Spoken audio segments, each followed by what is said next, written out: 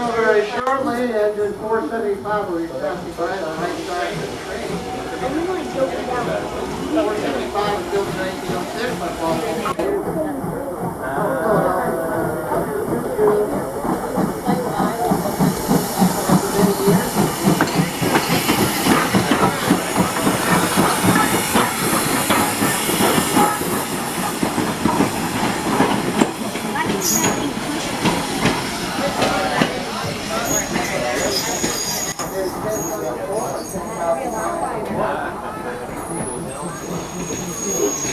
Our engineer today is Mark, our 5-minute friend. Be sure to give him a really big yell wave and cheers as they pass by. He's very happy, and besides, we wouldn't want him to leave it here. No,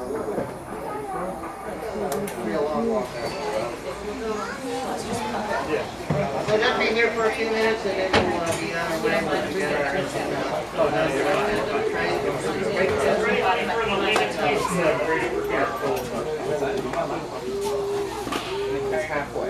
Anybody for the limit place throw down here?